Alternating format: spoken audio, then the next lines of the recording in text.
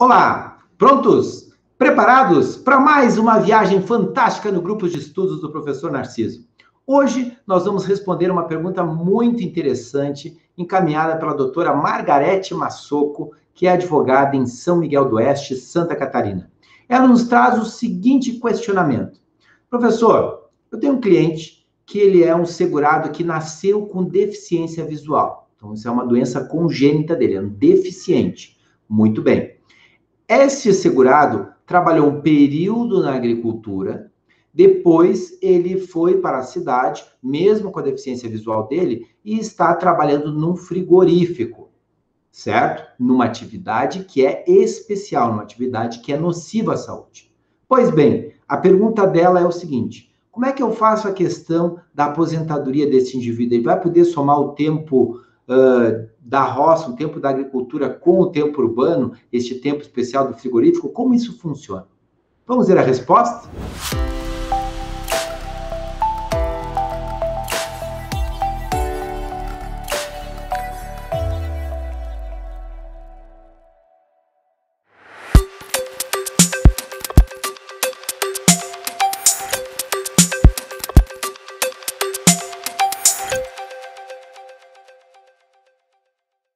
A questão é bastante complexa e ela demanda que você faça uma análise de vários elementos. Primeiro deles, nós temos aí uma pessoa com deficiência. É um indivíduo que nasceu com um problema visual. Pois bem, as pessoas com deficiência, elas têm aposentadorias diferenciadas no regime geral da Previdência Social. Ou seja, quem tem uma deficiência tem um tempo de contribuição menor e uma idade menor para se aposentar. Esse é o primeiro elemento que nós temos que levar em conta. Professor, mas ele trabalhou um período na agricultura e agora ele foi trabalhar na cidade. Bom, se a atividade dele não fosse uma atividade especial, que tem regras próprias, né, não fosse uma atividade nociva à saúde, nós teríamos um tempo rural mais um tempo urbano. Então, vamos dar uma pequena lembrada como que é a aposentadoria das pessoas com deficiência. Vou abrir a tela, vou mostrar para vocês e nós vamos explicar essa aposentadoria. Vamos adotar a seguinte premissa. Era um indivíduo que estava na agricultura, saiu na agricultura e foi para a cidade. Está trabalhando na cidade. Vamos supor que a atividade dele não fosse uma atividade especial que tem regras próprias, fosse uma atividade comum, certo? Posso somar o tempo urbano com o tempo rural numa atividade comum?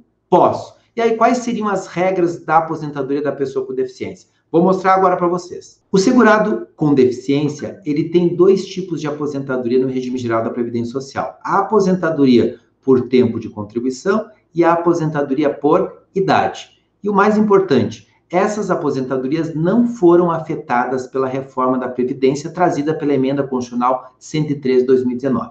Vamos ver cada uma delas para lembrar rapidinho. A aposentadoria do segurado com deficiência por tempo de contribuição, ela pode ocorrer em três modalidades. Ele pode se aposentar com 28 anos de tempo de contribuição, se a deficiência dele for leve, 24 anos de tempo de contribuição, se a deficiência for moderada, ou 20 anos de tempo de contribuição, se a deficiência for grave. Esses são os números para o segurado com deficiência mulher. E o homem?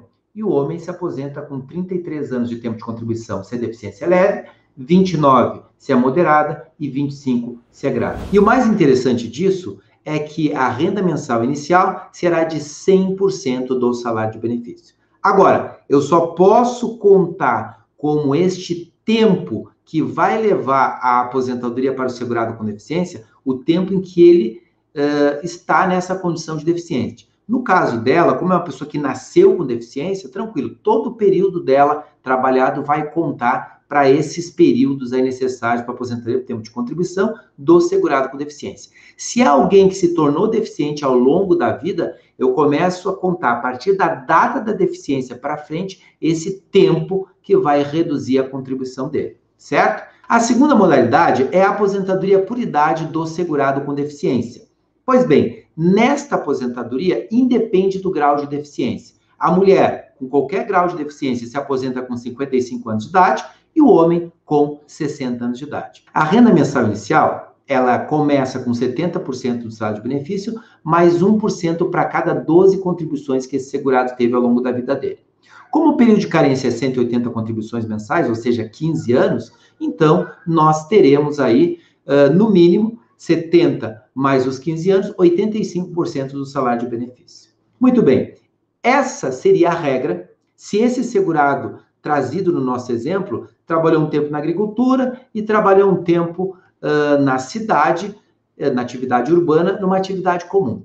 Ocorre que no caso que a colega trouxe, o tempo dele é um tempo especial, ele está no frigorífico trabalhando em condições nocivas à saúde. Então, quem trabalha em condições nocivas à saúde se aposenta com 15, 20 ou 25 anos, dependendo da nocividade da atividade que a pessoa desenvolve. Em frigoríficos, o tempo de aposentadoria em função dessas atividades ali exercida é de 25 anos. Logo, eu não posso contar tempo rural para aposentar alguém por atividade especial, porque eu só posso contar tempo especial. E não posso também contar tempo urbano que não seja especial. Logo, no caso da nossa colega, se esse indivíduo começou a trabalhar no frigorífico e ainda está trabalhando em frigorífico, a aposentadoria dele vai acontecer aos 25 anos de atividade especial, independentemente da idade dele. Mas, professor, se ele sair do frigorífico e ir para uma atividade comum, aí tudo bem. Aí ele soma o tempo rural com o urbano, né? Esse tempo especial pode ser convertido em tempo comum e tudo isso pode entrar naquele tempo, naquele período do segurado com deficiência, aquele que nós acabamos de ver. Ou ele também, se ele atingir aquela idade do segurado com deficiência, ele pode usar aquela idade, certo? E, professor, se ele optar pela aposentadoria por idade do segurado com deficiência, ele pode somar o tempo rural mais esse tempo especial para fins de formar carência? Pode fazer isso, certo? E aí ele vai estar recebendo a aposentadoria dele com a idade do segurado com deficiência. Muito bem, obrigado pela pergunta, foi muito desafiadora. Um grande abraço e agora aguardo o seu próximo questionamento. Até mais!